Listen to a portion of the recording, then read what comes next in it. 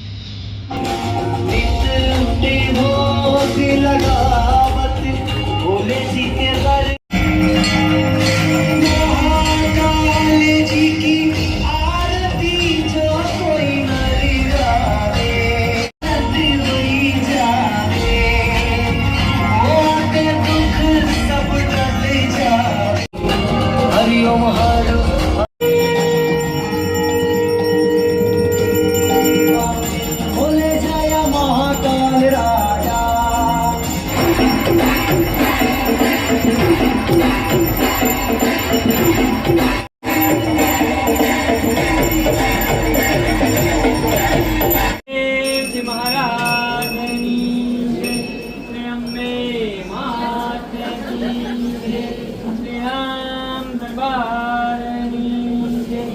ભવ્ય આયોજનમાં આપણે સવારથી ભસ્મ આરતીનું આયોજન કરવામાં આવેલું. ત્યાર પછી હવે શોભાયાત્રા બપોરે 3:30 વાગે નીકળશે. તો દરેક ભાઈઓ બહેનો વડીલો આગેવાનશ્રીઓ સમાજના પટેલશ્રીઓમાં જોડાવા નમ્ર વિનંતી. ત્યાર પછી રાત્રે 9:30 કલાકે સંતવારી લોક ડાયરાનું આયોજન કરેલું છે. તેમાં આપણા વણાકબારા અને આપણી સમાજની દીકરી તરીકે આજે એમનું ડાયરામાં મુખ્ય ભૂમિકા રહેશે. તો આપ સૌ દરેકને વિનંતી કે 9:30 વાગે બધા સમયસર પહોંચે એવી નમ્ર વિનંતી. એવી દરેકને વિનંતી કે બધા કાર્યક્રમમાં જોડાય એવી શુભકામના સાથે જય. દર્શન માટે બહેનોને ખાસ વિનંતી કે શાંતિથી દર્શન, એટલે નમ્ર વિનંતી કે શાંતિથી દર્શન કરે, ધક્કામુક્કી ન કરે. અહીંયા વ્યવસ્થા કરવામાં આવેલી છે તે પ્રમાણે આપણે. કેન્દ્ર શાસિત પ્રદેશ દીવના વણાકબારા ખાતે દર વર્ષની જેમ આ વર્ષે પણ મહાશિવરાત્રિની ઉજવણી ખૂબ જ ધામધૂમથી કરવામાં આવી. સવારથી જ મહાકાલેશ્વર મંદિર ખાતે શ્રદ્ધાળુઓની ભીડ જોવા મળી હતી. આજે મહાકાલેશ્વર મંદિર પર વિવિધ ધાર્મિક કાર્યક્રમોનું પણ આયોજન થયું હતું. વહેલી સવારે ભસ્મ આરતી, ત્યારબાદ પૂજા અર્ચના, મહાદેવનો શૃંગાર, બપોરે 12 કલાકે મહાઆરતી, બપોરે 3:30 કલાકે પાલખી યાત્રા તથા રાત્રિના સંતવાણી જેવા અનેક ધાર્મિક કાર્યક્રમો યોજાયા હતા. મહાકાલેશ્વર મંદિરને પણ ફૂલો વડે ખૂબ જ આકર્ષક સજાવટ કરવામાં આવી હતી. મહાકાલેશ્વર મહાદેવના દર્શને તથા વિવિધ ધાર્મિક કાર્યક્રમોમાં મોટી સંખ્યામાં શ્રદ્ધાળુઓ જોડાયા હતા અને મહાદેવના દર્શન કરી ધન્યતા અનુભવી હતી.